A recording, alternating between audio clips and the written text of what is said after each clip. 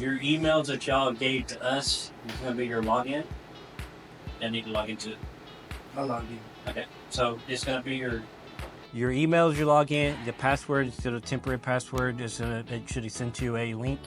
The link was going to send you an email. Basically, in the email, it sends you like a video showing you how to navigate through Roosted. In that link also is going to be a temporary password, and the password's ABCD1234. Once you log in for the first time, it's going to prompt you to create your own password, which you will do. I asked y'all, just like the staff, each one of y'all to put a profile picture in there so I know who you are. There's a lot of people in there. So on the day of your event, put a bunch of y'all in there. Y'all should have already got some kind of notification or something. Did you get any kind of email? A text? It said something about a scheduled shift or something like that. It'll pop up. Those usually when they populate, y'all don't have to worry about punching in, punching out. Y'all's time to track through Chase. So y'all don't have to, the only people that need to make sure that they punch in will be the staff when you're at the event. Sometimes you may need to remind them to say, have you punched in, but y'all will give a sheet, a driver sheet. Inside this app, I will create a chat with everyone that's in that group on this thing.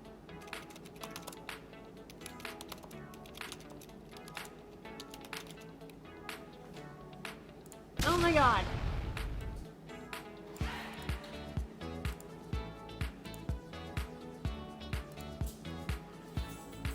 So y'all should be able to see a pop-up on there for that chat.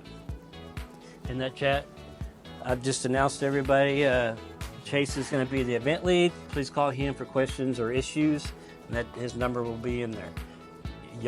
Each one of y'all as the event lead will be able to go in there in that chat and communicate to all the staff.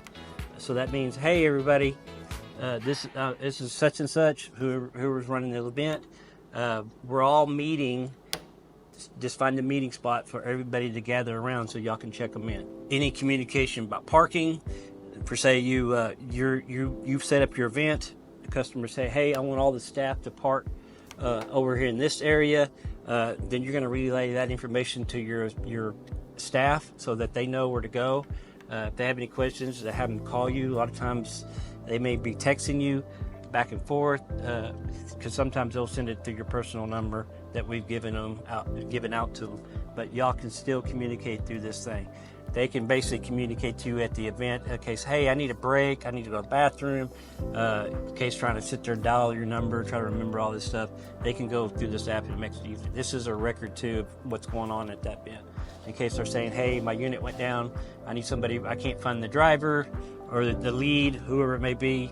Because a lot of times what I'll see when I'm watching this stuff is the staff will start communicating through there and nobody's responding, and I will basically reach out to you and say, hey, you got a staff got an issue, you need to take care of it. I know a lot of times you are going to be dealing with other issues, but just keep this on your radar that there's stuff going on all the given times.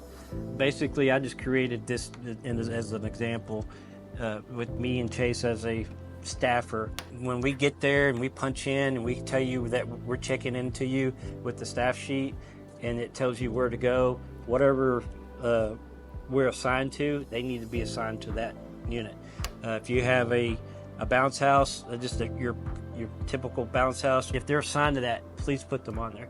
The only reason I would ask y'all not to move them around, if you need to move them around, you feel like they're not a good fit for that, whatever unit they're being assigned to, you feel like they may be a problem, or they may have a issue with being able to physically do whatever it is, because some, like the rock wall, some of these girls are they're not physically capable of pulling on that cable and attaching it to the belt and pulling it and unattaching it and putting it back on the wall.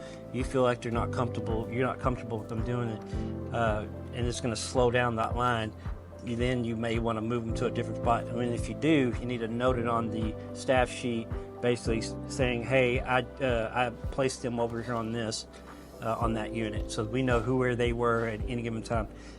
This is so that in case we have an issue come back from a customer and they're wanting to, like whoever was staffing the rock wall, we know that the two people that were on it, And so if you move them, it's just best for you is to note it on your staff sheet to basically let us know that you've moved them. But otherwise, if whatever they're assigned to on here, I'm pretty good about judging who I put on there, but I do get a lot of new staff. I try to test them out on stuff. Y'all are the ones that are out in the field seeing it. If y'all are seeing them that they're not capable, then y'all have the ability to move them.